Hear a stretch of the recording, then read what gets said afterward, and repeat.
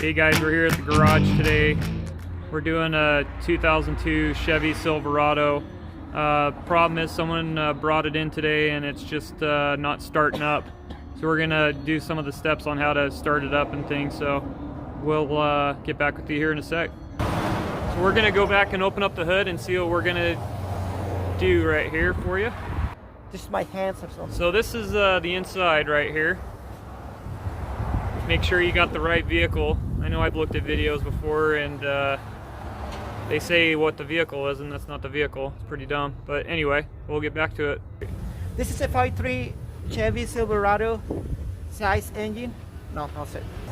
This is a crank not run condition, crank not start condition on a 2002 Chevy Silverado with a 5.3 liters V8 engine, and the 8-digit VIN is the letter T. We're gonna use simple tools, and the process is gonna be simple to be able to identify why the engine is not running. Okay. These are the tools that we're gonna use. We're gonna use a plastic bottle, small container. We're gonna use a spare wire, ignition wire, ignition coil wire. This is an alligator clip, just simple. This is a tool that you can replace for something like a test light.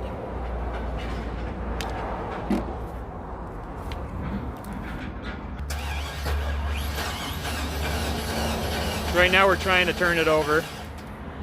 Again, there's your tools right here that you need. You can get these at any of your auto tool places.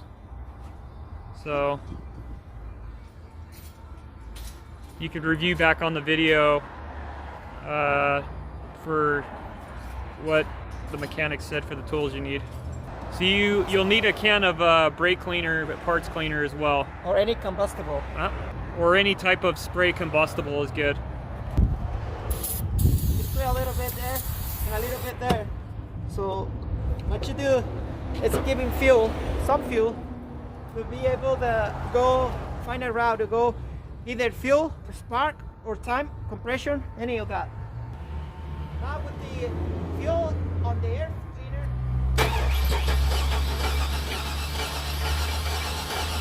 Almost there. So now we know that we don't have any fuel issue, well, at least. So given supplemental fuel, you'll be able to identify if you have any fuel issues. So with the supplemental fuel, you go ahead and crank it up. All right, don't pause it. We're going to crank it again. While you're cranking, then you can go to the next step. So if nothing happens after you crank it, you just go to the next step. Not yet. All right, go ahead. So we're going to dive deeper into it. The next step will from adding supplemental fuel will be disconnecting the fuel line and use a simple bottle, hook it into it. It's fire based, so you got to make sure you don't have any spills. So I know special tools cost a lot of money. This is a simple tool that you can find at any auto parts for like $15 or less. Then you're gonna disconnect that line, that fuel line there, and hook your bottle to it.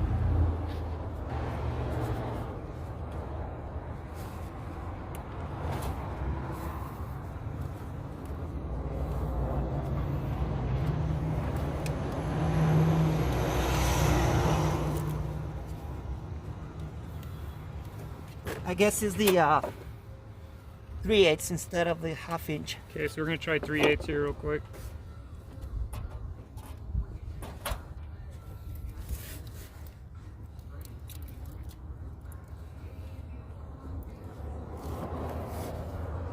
So we got the fuel line off, and it's 3/8 is what we had to use. So make sure you're using the 3/8 tool to get that off. And we just hooked the water bottle to that, so that doesn't get fuel everywhere and get your driveway all jacked up and everything. Seconds. All right, we're gonna crank it up again for a few seconds to see if we can get her to go there again. Okay, we're gonna try something else here. So there's the fuel coming right there. So this is your fuel. This is how much fuel you get in 3 seconds of cranking. There's some fuel there. So the next step will be, that means that you have probably a fuel pump with no issues. So the next step is to look for a spark. Okay. Now what you do is hook back up that fuel line. So make sure you don't have any fuel spills more than necessary, because you don't smoke a cigarette either. That's not a good idea. So just FYI. There we go. So then you go ahead and pull any wire. In this case, I have my own wire from the wrecking yard, which makes it easier instead of pulling wires from like crazy. Then you hook your wire that you know it's a good wire because it came out of a wreck car. Then you pull your wire from a wrecked vehicle there. Hook it to the coil.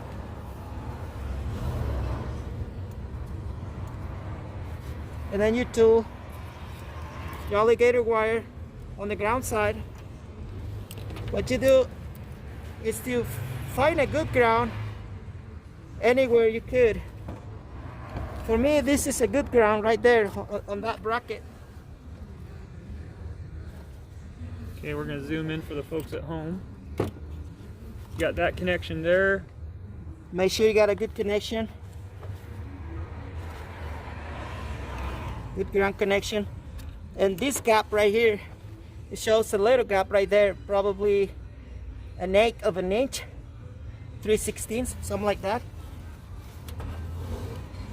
Okay, so when you start the vehicle up, do not grab any of the wires or you will jack your freaking self up really bad. So just a word to the self again, do not grab the wire when you're turning it on.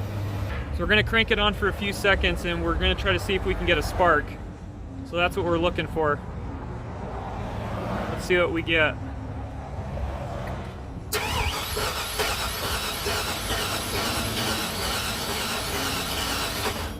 Okay, so we're gonna zoom in closer and see if we get, so we did get a spark.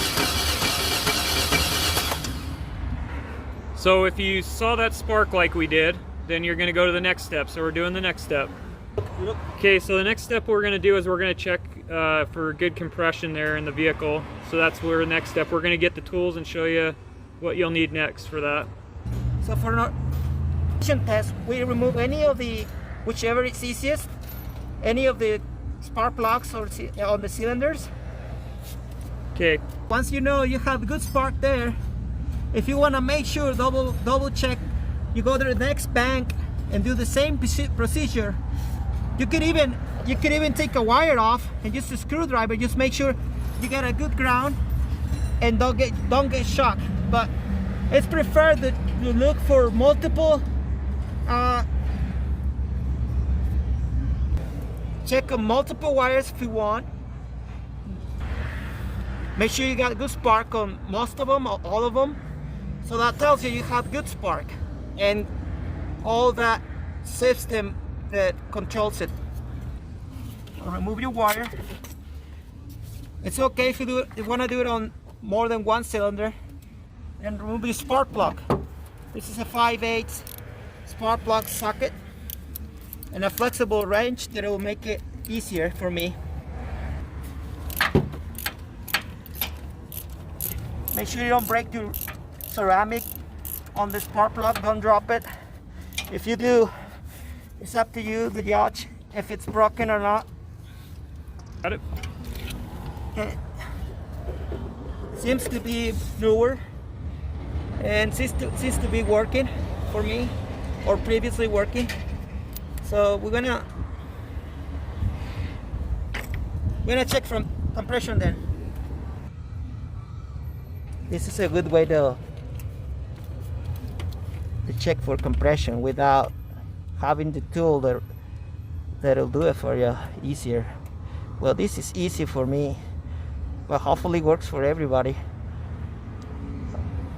Make sure you have enough distance from the coil or disable the connector there. the middle one. The supplies voltage for the whole bank of coils. 4 coils there. Back and crank it up real quick again and see if we can get it turned over. So we're going to crank it again to see if we can get some good compression, not turn it over. So we want to see if we can get some good compression. You're gonna need some help from a friend or so. Not yet, Michael. So make sure that you keep a good distance from the coil because it's gonna jump some spark. And then if you have a longer finger than mine, then good, you're you're on the other side. So stick your finger down there. Like I said, make sure you have a good distance from the coil. Go ahead and crank it, bro.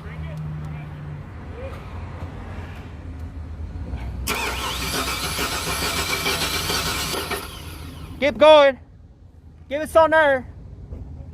Keep going. Keep going? Okay. I want to hear a little longer, so. See? And no compression. Nada. Alright, good. So next steps to go is to